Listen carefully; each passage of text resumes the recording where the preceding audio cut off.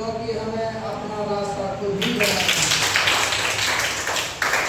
ठीक है,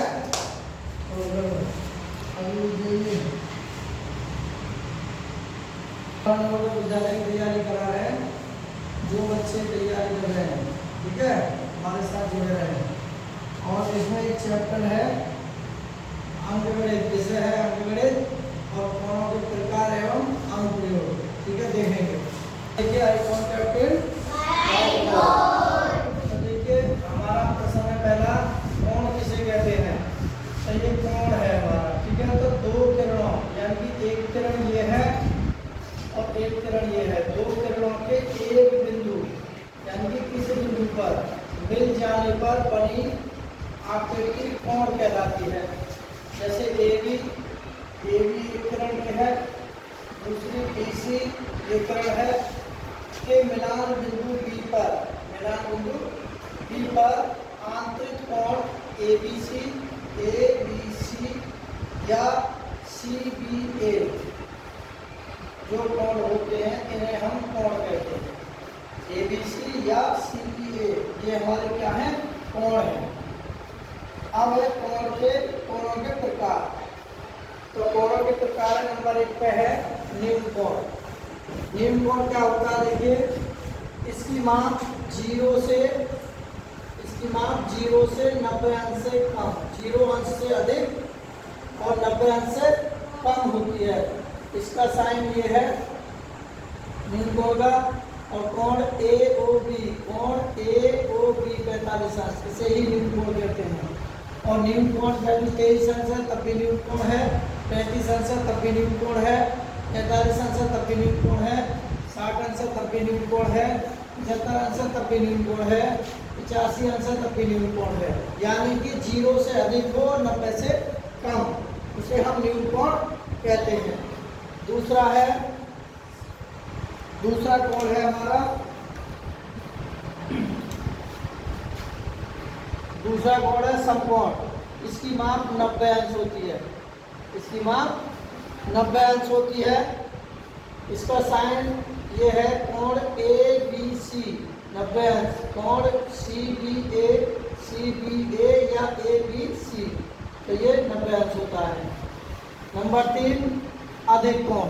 नंबर 3 अधिक कोण, इसकी माप 90 अंश से अधिक और 180 अंश से कम जिसकी माप होती है उसे अधिक कोण कहते हैं।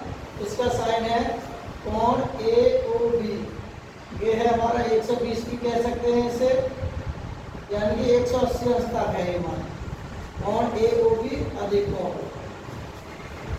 चौथा कोण है सरल कोण। इसकी माप 180 अंश होती है, इसकी माप 180 अंश होती है। इसका साइन ये है कोण AOB, ये जो है इसके दो समकोण होते हैं। कितने समकोण होते हैं, एक सरल कोण 2 समकोण के बराबर होता है। ठीक है, जैसे ये 90 अंश है और ये भी 90 अंश है, तो ये 2 समकोण, एक सरल जो कोण होता है वो 2 समकोण के बराबर होता है। नंबर 5 बृहत कोण। नंबर 5 बृहत कोण, इसकी माप 180 अंश से अधिक और 360 से कम होती है। इसका साइन है ये है, ठीक है। यहाँ से लेकर के यहाँ तक जो कोण होता है ये बृहत कोण होता है, कोण AOB बृहत कोण है। और नंबर 6 पूर्ण कोण, इसकी माप 360 अंश होती है, इसकी माप 360 अंश होती है। इसका साइन है ये है, यहाँ से यहाँ तक 360 अंश है। और इसका जो है कोण AOB, कोण AO और B, ठीक है, यहाँ से यहाँ तक पूरा कोण, तो ये होता है पूर्ण कोण। बृहत पूरक कोण, इसकी माप 2 कोणों का योग 90 अंश हो, जिन 2 कोणों का मान 90 अंश हो उसे पूरक कोण कहते हैं। जैसे 60 अंश का पूरक कोण 30, 60 में 30 जोड़ोगे तो 90 अंश हो गया। और मान चलिए 50 का पूरक कोण होगा, कितना होगा 40, और 40 का पूरक कोण 50। अब है समपूरक कोण, इसकी माप 2 कोणों का योग 180 अंश हो। जैसे 100 अंश का संपूरक कोण 100 में कितने और जोड़ दें जो 180 हो जाए तो 80। 100 का संपूरक कोण 80 अंश होगा और 80 का संपूरक कोण 100 होगा। 9 है शीर्षाभिमुख कोण। दो सरल रेखाएं एक दूसरे को किसी बिंदु पर प्रतिच्छेद बिंदु पर बना होता है, उसे हम शीर्षाभिमुख कोण कहते हैं। जैसे ये है, ये दो सरल रेखा है और ये जहाँ भी प्रतिच्छेद करती है काटती है उसे बिंदु बी कहते हैं। और शीर्षाभिमुख कोण होते हैं कोण AED,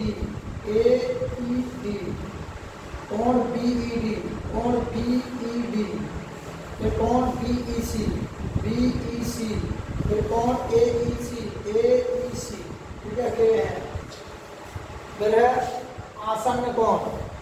दो ऐसे कोण जिनमें शीर्ष तथा एक भुजा उभयनिष्ठ हो, जैसे कोण APB, कोण APB तथा कोण BPC, यानी ये कोण और ये कोण दोनों कैसे हैं? आसन्न कोण है।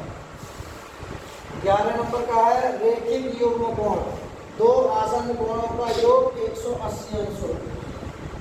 जैसे ये है हमारा कोण AOB, प्लस कोण BOC, यानी ये कोण और ये कोण जैसे हैं ये 180 अंश के हैं। यहाँ से यहाँ तक का दोनों का कोण का योग 180 अंश होता है। ठीक है। अब बहिष्कोण है, देखिए अब त्रिभुज है हमारा, तो एक कहावत है, इस पर एक कहानी सी है। देखिए